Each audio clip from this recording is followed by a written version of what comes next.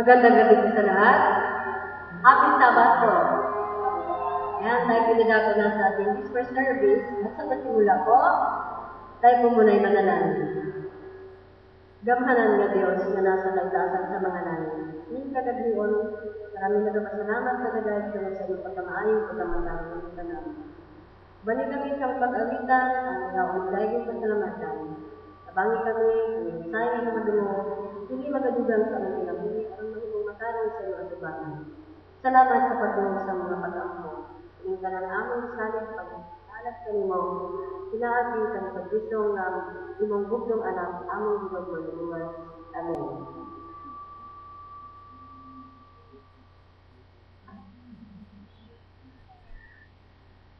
Agitin po natin ang Kayong Malilinis, Matwa at Umawi. Hymn number 10.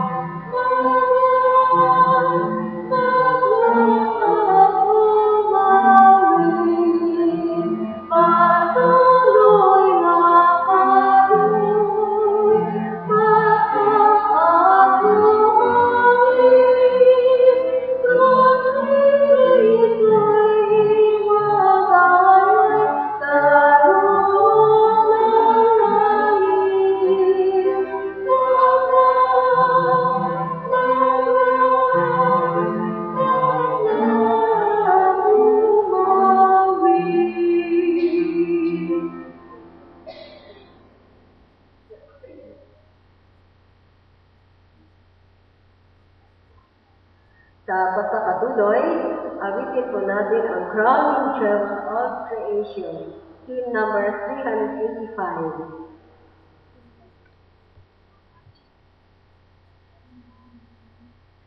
Day hymnal.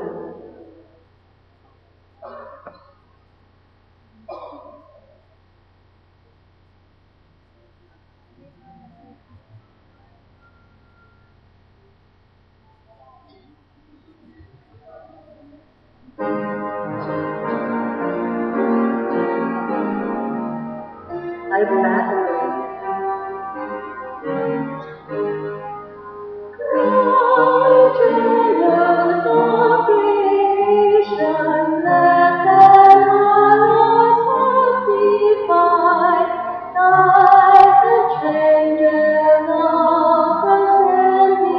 Cheerful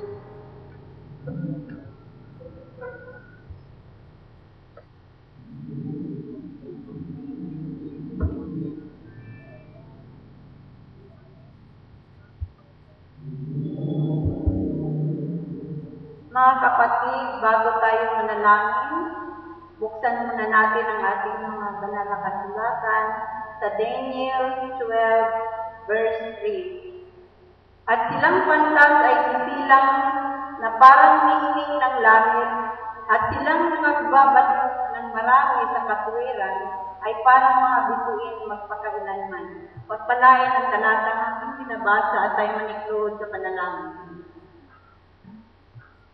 Ama namin, nandiyan ka sa kaitasan ng langit, sa oras na ito kami lubos nagpapasalamat sa iyo.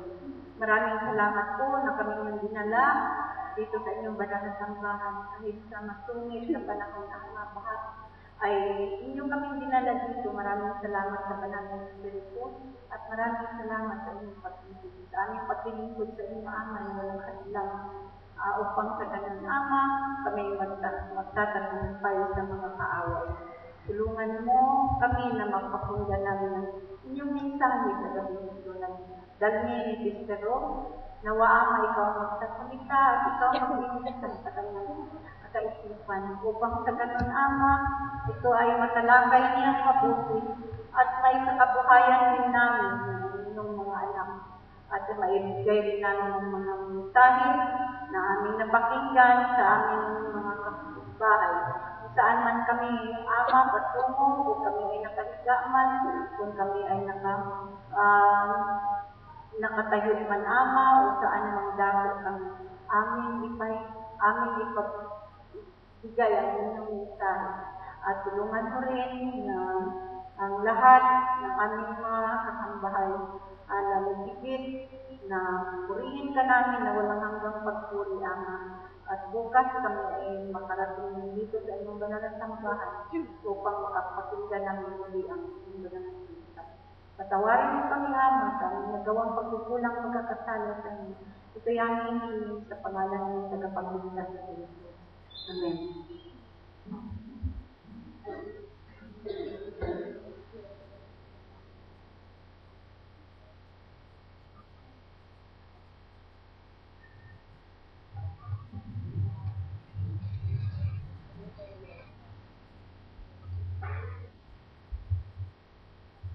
Magandang gabi mga kapatid. Happy Sabat po. Pasalamatan natin ang Panginoon na bagamat ang panahon natin ay parang hindi maganda, subalit tayo po ay nandito pa rin upang sabahin ang ating Panginoon sa araw ng Sabat na ito. Pasalamatan natin si Sister Conseng na siyang nauna sa ating pag-awitan. Ganoon din si Sister Siriban sa ating opening prayer. At bago magsasalita mga kapatid, ang ating speaker, ngayon, walang iba kundi si Sister Rod Diego. Bago siya magsasalita mga kapatid, ay pagkalooban tayo ng isang mensahe ng awit galing sa grupo ni Sister Bioli Asibar. Ating ipagkaloob sa kanya ang pagkakataon.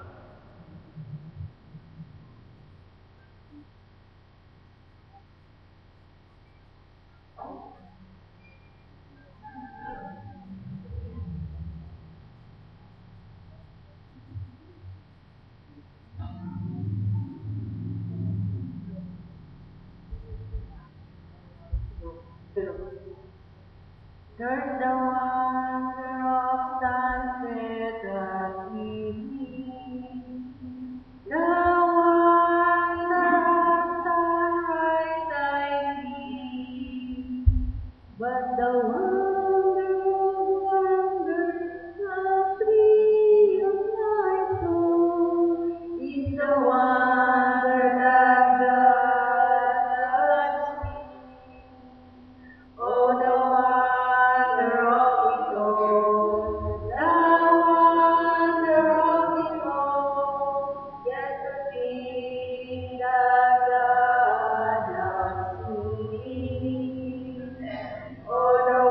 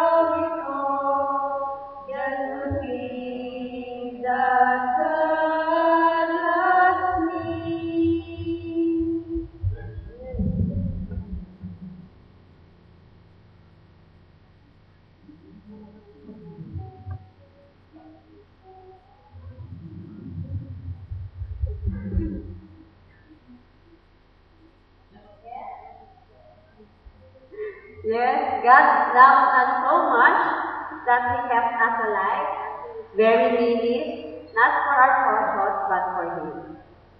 Kamusta po kayo mga kapatid? Kamusta ang inyong isang linggo? Ay, wala. Walang mabuti. Mabuti naman. Salamat.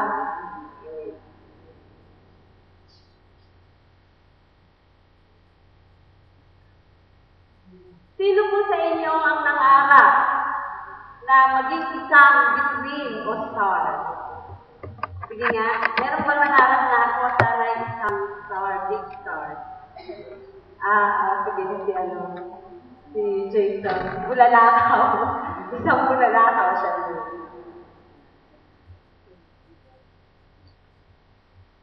Paano pa ito gamitin, brother? The second, ang mundo po ay napapalibutan tayo ng mga stars, no? Nandiyan ang mga sports stars, si Michael Jordan at si Michael Phelps. Meron din tayo mga pop stars. Sino bang kilala ng mga pop stars? Si Sarah Geronimo at si Miley Cyrus. Meron din tayo movie stars. Sino bang mga Nora Honor dyan? No? Si Nora Honor. Lalhanin na naman tayo. Sila Brad Pitt, sila Angelina Jolie. No? Kilala natin sila from Hollywood to Hong Kong. Nakikita natin sila sa billboard, napapanood sa TV, napapanood sa YouTube, sa mga nakikita sa mga magazine. Pero ang problema lang po dito sa mga stars, they twinkle for a little while.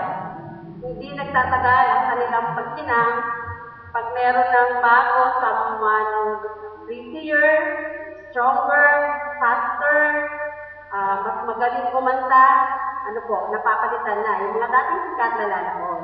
Pero po, yung mga God superstars will shine forever and ever. Ngayon po, ang title ng aking dadalhin sa inyo ay, I Want to Be a Star. Ang ating pong key text na binasa ay Daniel 12 verse 3. Ano pong sabi dyan?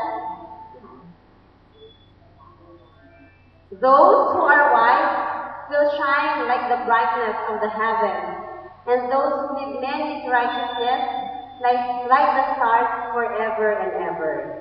Ngayon po ay gusto kong i-share sa inyo ang pag-aaralan natin ng isa sa naging superstar ng Diyos sa Bible, ang buhay po ni Daniel. I want to share with you the 4 qualities of God's 21st century superstar. Una po dyan ay thrive in adversities. The second is understand their identity. 3, maintain their integrity. And 4, leave a legacy. Unahin po natin yung una, thrive in adversity. Paki-open niyo po ang inyong mga Bible if you bring along your Bible. So Daniel 1 and 2.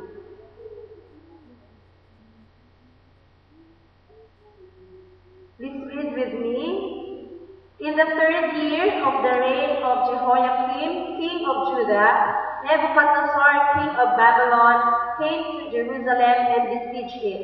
And the Lord delivered Jehoiakim, king of Judah, into his hand, along with some of the articles from the temple of God. This he carried off to the temple of his God in Babylonia and put in the treasure house of his God. Ngayon po, iisipin natin, why would God allow na yung mapasakamay ang Jerusalem sa ilalim ng Babylonia kay Nebuchadnezzar? Parang iisipin natin, nagwagi ang masama laban sa mabuti. No? Kasi alam ng Diyos, alam ng Diyos na ang mapaproclaim ang name niya sa pamamagitan ng apat na kabataan na ito. Maihahayag kung sino ang Diyos sa isang heathen nation. Si Jehoiakim po, siya ay king of Judah. He was a promising, compromising king of Judah. At yung prophecy po na binigay ni Jeremiah sa kanya, ang ginawa niya, kinuha niya yun, itukit, at pinunit at sinunog, no, itinapon sa apoy. Ang sabi po ay to reject the counsel of God leads to catastrophe. Now, sa palagay niyo po ba madali para sa kabataang ito, sa kay Daniel at sa kanyang tatlong kaibigan, na sa kanilang kabataang edad ay mapunta sa lugar na malayo sa kanilang pamilya?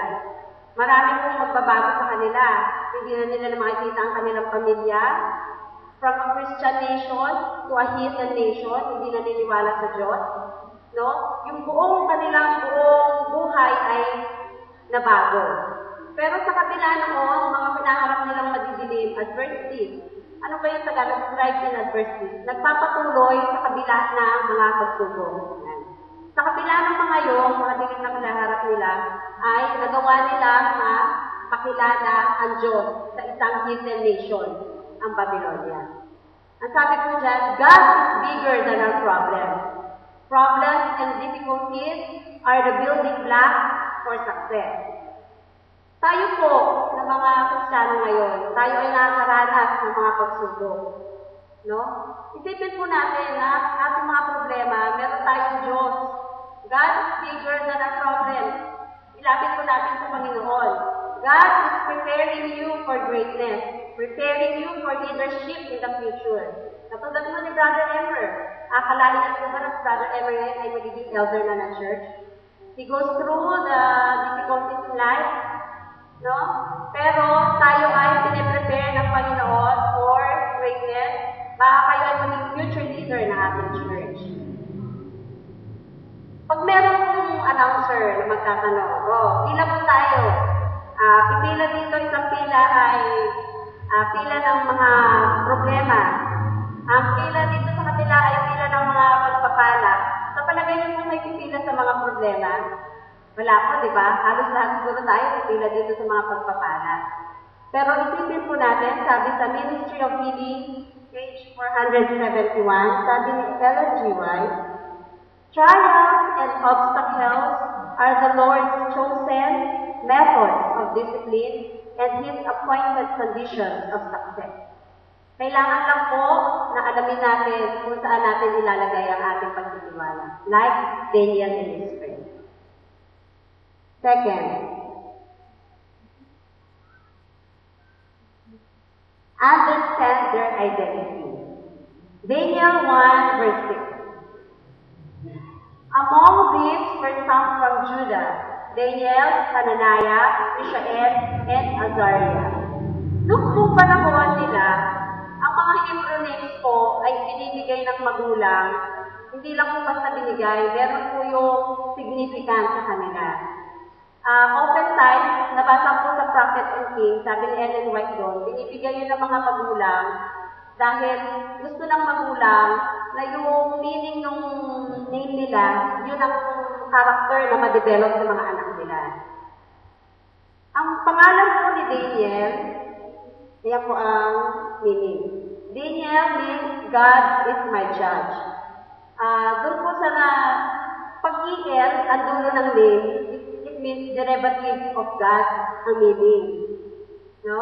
So Daniel means God is my judge. Hananiah means Lord is gracious unto me. Mishael means one with God. Azariah means Lord is my helper. So sa name pa lang nila, makikita niyo po, no? Kung anong character ang gustong ma-develop ng mga magulang sa kanila. Given yung name nila, laging lahat ay may Panginoon. Gusto nila lang maging malapit sa Panginoon. First Peter 2 verse 9. Ay, hindi ko pala nilagay. Sorry. First Peter 2 verse 9, sabi po, Please open, yun lang po. But you are a chosen people, a royal priesthood, a holy nation, a people belonging to God, that you may declare the praises of Him who called you out of darkness into His wonderful light.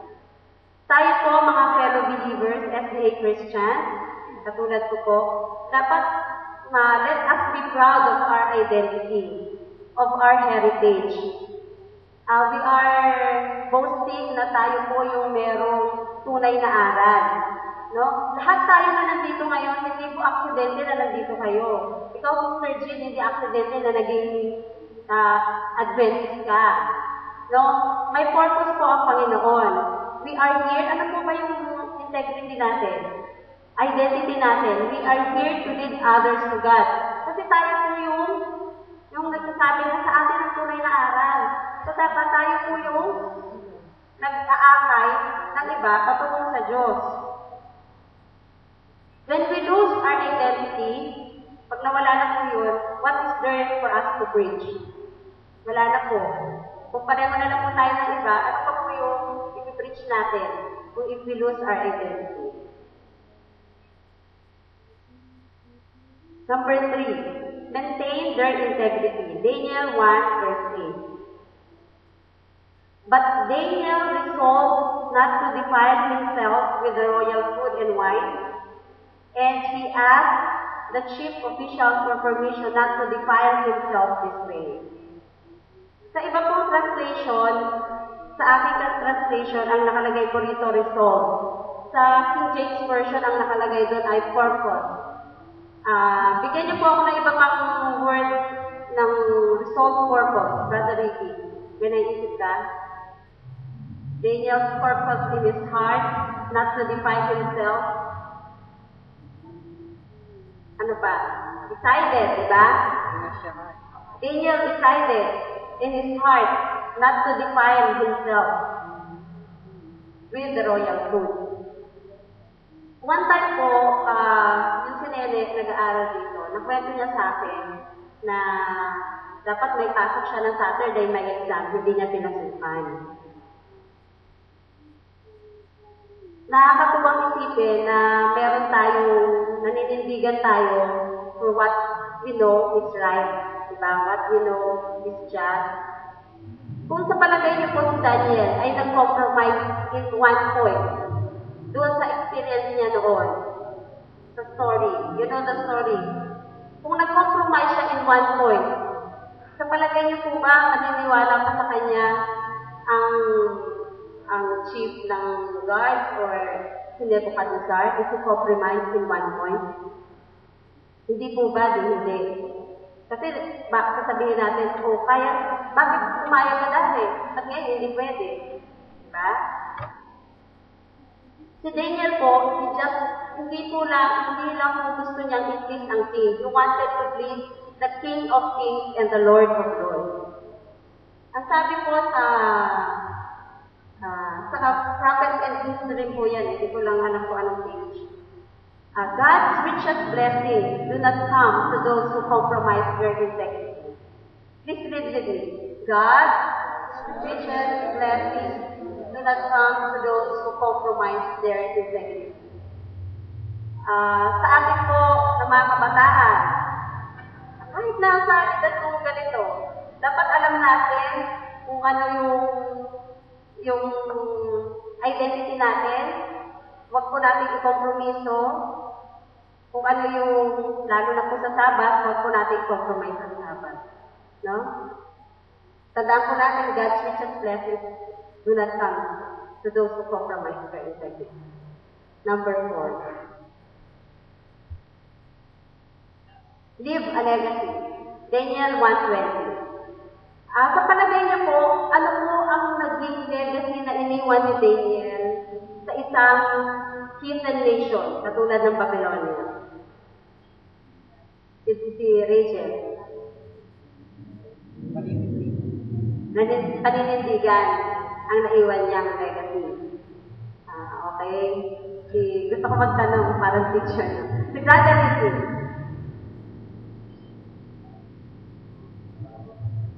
Sa palagay mo, anong iniwan ng legacy ni Daniel?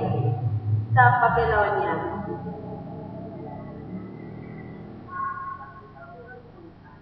Standing up for the truth. Okay. Tayo po, sa ating mga reflective mood, ako bilang isang magulang, iniisip ko na ano kaya ang magandang legacy na pwede kong iwan sa aking mga anak. Wala naman akong yaman, di ba? O, kung kayo po ay may kayamanan iwan sa iyong mga anak, well and good. Pero more than the material blessing, mas maganda po na mag-iwan tayo ng legacy na hindi po nawawala sa mga bata. Ang yaman, madali lang yan mawala. Gastusin mo, nawawala na agad. No? Pero yung mga unseen, hindi nakikita o hindi nahawakan ng mga bagay, ang dapat na mas pagtuunan ng pansin na pwede natin iiwan sa ating mga anak. Kung ako, iniisip ko, kahit bata pa ako ngayon, paano ba how do I want to be remembered? Kayo po, paano niyo po gusto kayong maalala ng inyong kasama sa bahay, ng tao? Pag nagpupunta kayo sa may patay, anong lagi niyong naririnig sa kanila? Ay, yan si brother, napakabuting tao niyan. Hindi naman sila pumipila sa mga degree, sa title na na-acquire in life, di ba? Hindi sila pumipila sa marami mong kayamanan na na-acquire habang ikay nabubuhay. Di ba?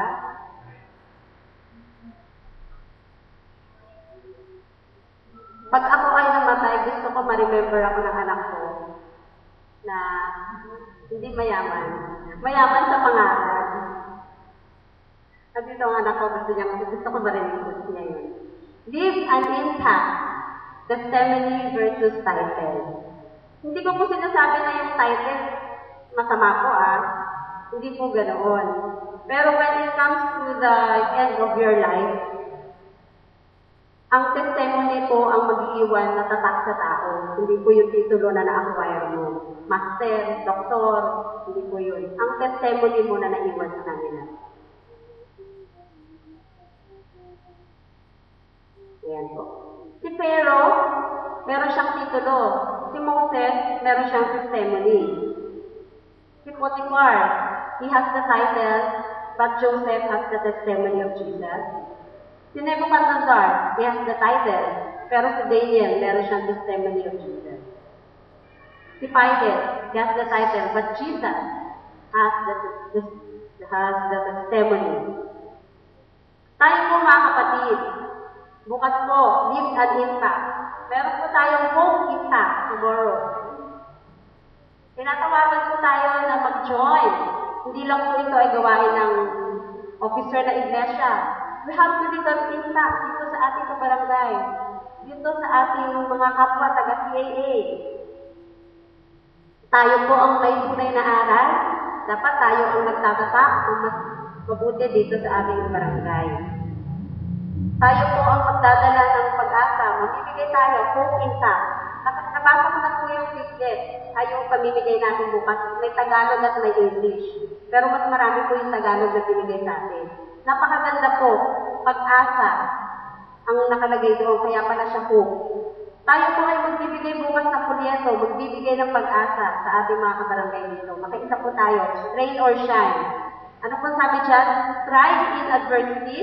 Maintain their integrity. Ano po yung isa?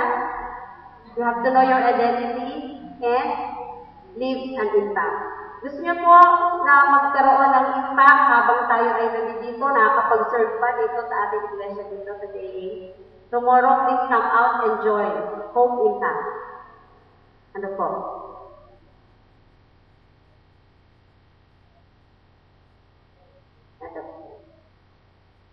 Mga kapatid, nung habang binabasa ko po ang buhay ni Daniel, I want you to read Prophets and Kings. Napakaganda. Parang nakita ko doon si Daniel, wala siyang naging fault. Kasi sabi doon ni Ellen G. White, meron na siyang sure place sa heaven. pinangakuan siya ng Diyos, ng ganoon, sure place in heaven. Tayo po, mga kapatid, ano po ba ang gusto natin, manatili dito sa mundo or magkaroon tayo ng sure place in heaven? Ang stars dito sa lupa, nawawala ang kinang. Pero ang stars, God's 21st superstars will shine forever and ever. Sino po gusto sa inyo ang will shine forever and ever?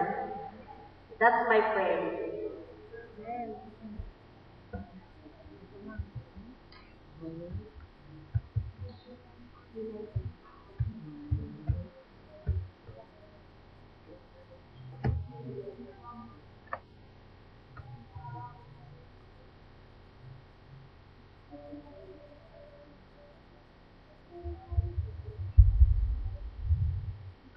Sa 398, ngayon iniisip ang magandang lugar.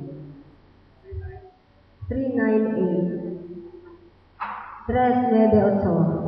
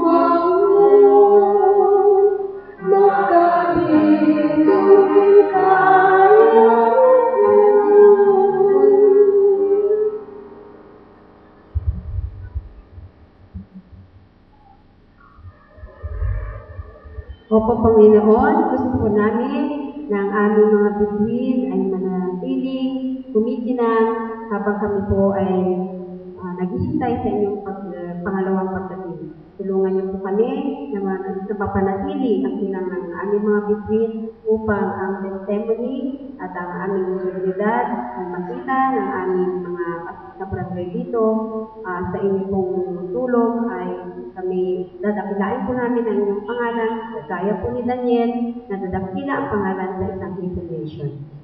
Dismiss us, Lord, with your blessing. In Jesus' name I pray. Amen.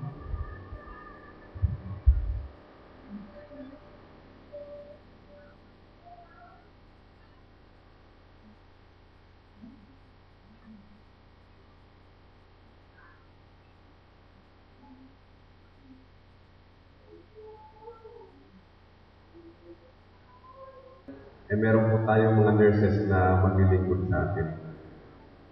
Ihanda po natin ang ating mga sarili.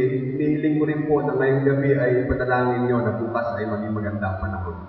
Sapagkat ang kaaway po ay gagawa. Ayan po ang katotohanan upang tayo ay magambala, maantala ang ating gawain. Subalit, sa tulong ng kapangyarihan ng Panginoon, ang bawat bagay na ating gagawin bukas ay magiging matagumpay. Pagpalain po tayo ng Panginoon at magpatuloy tayo sa paggawa at paglilingkod.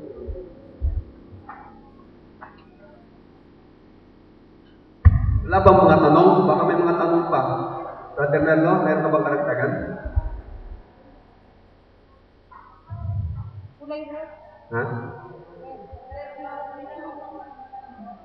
Ha? Brother Merlo, may tanong kung nakapantalon daw ba? Magpalda na kayo. Taras, social distancing. Huwag naman yung paisip. Tama pagsimba para makita natin. Kita ko yung mga kaibigan natin dyan na nangangaral. Talagang maganda yung kaya maayos din po yung Sabado Patibuhan. Bukas, mayroong mag-escort sa inyo, yung sa barangay. Aprobado yun, may permit tayo. Mayroon yung patrol ng barangay ay mag-a-assist bukas. Wala kasi ako dito bukas, Brother Ricky. Tinawagan ako ni Pastoron, dadalhin daw kami sa Lunggapo. Pero may permit na tayo, nakausap ko na yung secretary. So it's matter of follow-up na lang. Dapat siguro puntahan na lang doon kung basta yun, may permit tayo, mayroon tayong mag-escort sa atin na sa barangay. Ako kasi, tinawagan ako ni Pastor Ron, dadalhin. Pupunta kami ng Lunggapo, Bulacan, Pampanga. Tatlong tao yung kinuha sa akin para mag-ano. Saka papabidyo daw, sabi ni Pastor.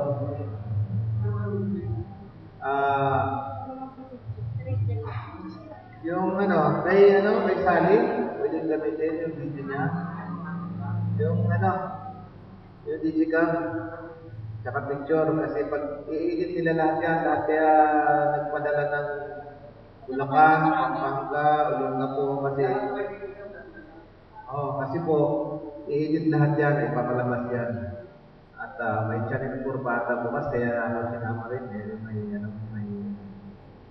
sa interview at kasi lahat ng mga camera ng apat ng CNC gamit lahat. So, bilang pa sa akin ng 4 na tao at 4 na camera. Kaya alat ka rin bukas mga pa, alas 3 pa lang, alis na kami dito kami. So, yung iba po ay mayroon tayong sport. Hindi ko lang alam kung may nakakuha pa tayo ng trumpa. Nakahiram tayo. So may nahiram tayo.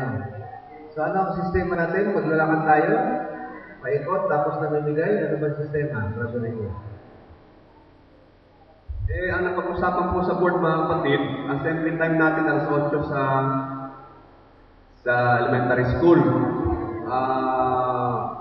Yung may mga sasakyan siguro, bandang unahan, may banda rin sa likod. Siguro baka ayusin lang bukas mo nung pinamagandang gagawin. Baka pangunahan sa yan ni Brother Eli. Habang naglalakad tayo mga kapatid, may namimigay at may nagpapatugtog dun sa sound system natin. Ito pala yung CD to play. Hindi ko pa naman narinig ito eh. Hindi ko pa narinig, pero yan ang ito-play habang tayo naglalakad. Grand Revolution, si Erod, kanan tayo ng saging, diretso, kanan ulit ng malunggay. Buhol, Ha? Pagkakaisa, Mindanao, Atok, tapos pabalik dito sa atin. Wala. Wala tayo sa subdivision. Dito lang tayo na concentrated mga kapatid. Red, naka-red tayo. Naka-red tayo.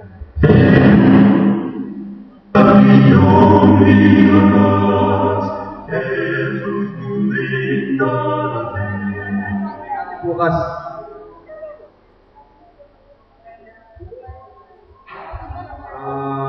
May mga katanungan po ba? May klaro nga ako pwede daw nakapantalon.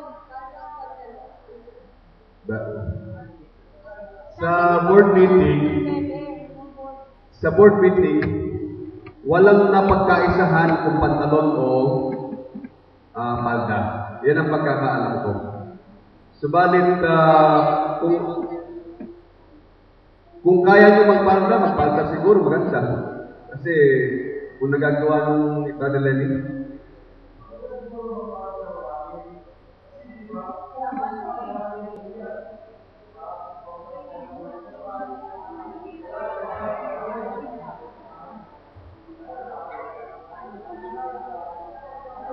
sige.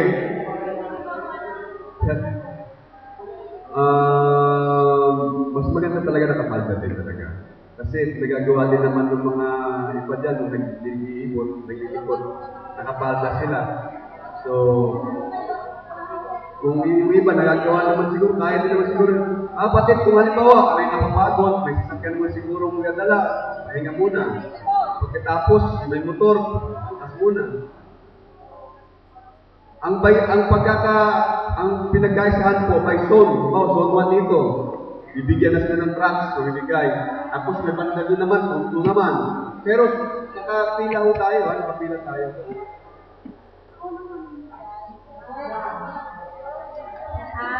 Ayun po sinasabi ni Brother Nicky, ganito po yun. Kunyari, kasi from here, pag ganyan po tayo, ang unang mamimigay ay Zone 1. Sila lang muna yung unang may hawak na truck, sila muna concentrated, sila dito mamimigay. May number po yun kasi dinivide na po ang trucks natin na Tagalog ay 1,000. So, dinivide na po yun sa ilang lugar na natin napupuntahan. Nakadivide na po yung ilang dito sa area na to, 100 pieces lang. Sa mataang lugar, 200 pieces. So, yung sa susunod na area, yung mga so hindi po tayo sabay-sabay. Pagdating natin doon, ay dito pa lang, wala na po tayong magpamimigay dahil explain na lahat dito. So, ganun po ang magiging sistema. Opo, sa bahay po natin nabibigay. Yun po na desisyonan ng board. Huwag po sa bata. Yung sa talagang sa akin din sa bahay, sa magulang, sa anak na dalaga, wala.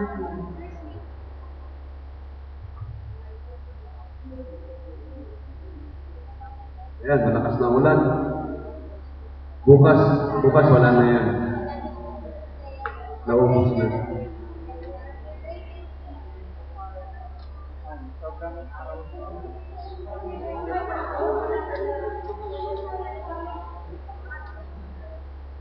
Paano daw kung umulan? Ha? Magpayong. Paano pagpasagin talaga, mahal yan, mga kapatid. Dito, okay lang dito, tsaka doon banda sa ano. Pero sa saging talaga, notorious yan. Ha? Hindi. Kung halimbawa, bukas ay baha sa saging, pagdating mo naman ng bandang dos na, wala na yan. E di, saan kayo nagsasakyan? O sa balunggay, wala dyan lang naman sa saging, yan lang naman ang bahain. Tuloy tayo mga kapatid. At lalo silang matutuwa na ang mga Adventist na kahit baha, tuloy pa rin. Di ba? Tuloy pa rin. Magdala tayo ng payong. Bota. May bota. Di ba? Bota.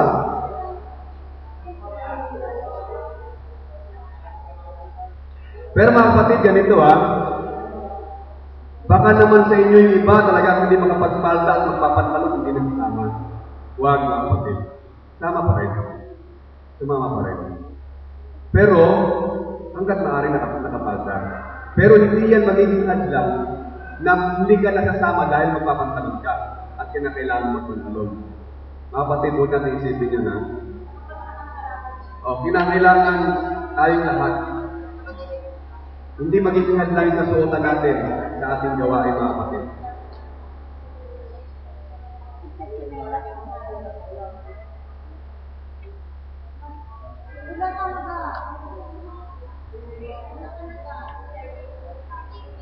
Mga pala mga kapatid, pagkatapos pala nung balik tayo sa simbahan ha.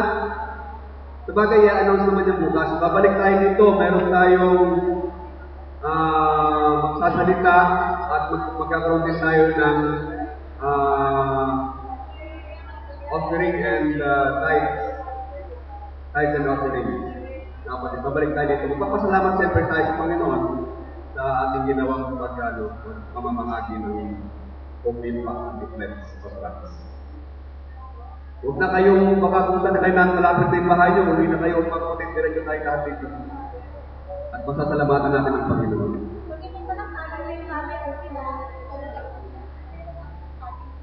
Siguro after nun, baka rest na tayo ng 5 minutes dahil mainit o ano, then after the day.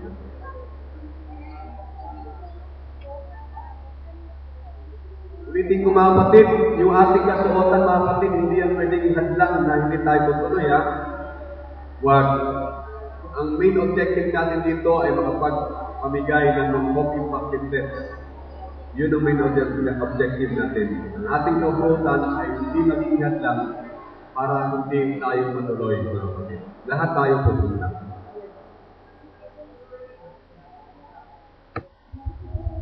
Suggestion lang. Di ba bukas ating tinambong si AA? And after that, pabalik tayo rito. Paano yun? May ibang mababae, nakapantalon, nakapalda. Ay, di ba sabat bukas, ulit sa Monday? Paano yun? Yan ang ibang suggestion sa ating dalawang pumira. Sabihin, hindi pwede pumasok pagka nakapantalon. Ganun ba? Ano? Mga kapatid, yan nga ang ano eh. Kung kaya niyo magpada. Kasi ko nga, ganito mga kapatid, hindi ang kasuotan natin ang paghahadlang sa ating pagtutuloy ng ano. Huwag natin maghadlang yan. Kung ano yung pinakamabuti, gawin natin. Kung ano yung pinakamainam, gawin natin. Pero, hindi dapat maging hadlang yung ating kasuotan sa ating paglilingkod. Huwag natin masyadong isipin yung mga kapatid. Basta importante, ituloy natin ang ating pamimigay bukas. Huwag niyong guluhin yung isip niyo sa kasuotan. Baka maging stumbling block lang mga kapatid. Yan yung ating isipin ganyan. Pero, sabi nga, kung ano yung pinakamainam, gawin natin. Kasi may nagsasabi, dito Ricky, ang pangit naman ang naka-t-shirt tapos nakapalda. Sabi niya. Basta, Brother Wahig. Dito na tayo sa ano sa board eh. Mga kapatid, kung ang ating gawain bukas ang isip natin ay para sa Panginoon, hindi hadlang ang kasuotan mga kapatid. Kung naisip ninyo na ito'y gawain sa Panginoon at masama at mali sa ating pag-iisip na tayo ay magsunod ng pantalon bukas, magpalda tayo. Itong gawain ito mga kapatid ay hindi naman ito para sa ating sarili, para sa Panginoon ito mga kapatid. At higit sa lahat sa madumugas. Pagkatapos natin magpalit, papasok tayo dito. Ano bang masasabi ng iba na tayo nagsasamba, kasanayan natin, nagpalda, papasok simbahan at makikita nila bukas na tayo pumasok ng kapantalon? Parang medyo may maling pag-isip ang iba mga kapatid. Ulitin ko, itong gawain natin ay para sa Panginoon, hindi para sa ating sarili. Kaya kung naisip ninyo na pag magpantalon kayo tuwing sa araw ng Sabado, naisip ninyo na masama para sa Panginoon, huwag natin gagawin. Basta para sa akin, ito ay gawain para sa Panginoon. Kung anong mapupuri natin ang Panginoon, gagawin natin mga kapatid. Salamat, Brother White.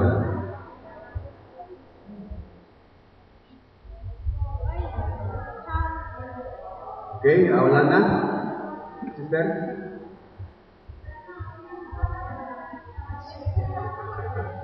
Mga kapatid, yun ang pinakamainam. Pero mga kapatid, baka meron kasi mga tao na mga kapatid na baka maging hadlang pa sa kanila yun. Kung kayo ay, nasabi ko nga, tama naman lahat yun eh. Pero sabi ko nga, hindi dapat maging hadlang yung susukutan natin. Dapat magpatuloy tayo sa pagtuloy.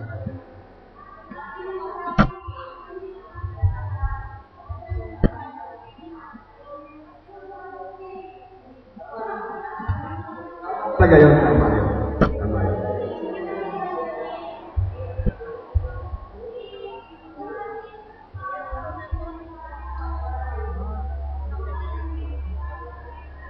Totoo yun. Totoo yun.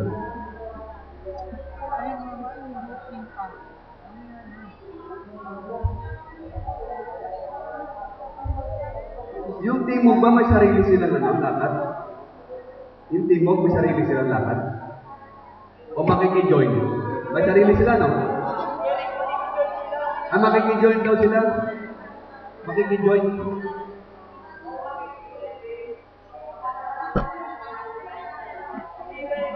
Makikijoin daw sila? Makikijoin daw?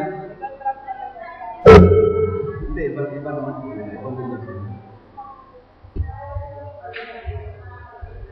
Salamat po mga kapatid. Salamat.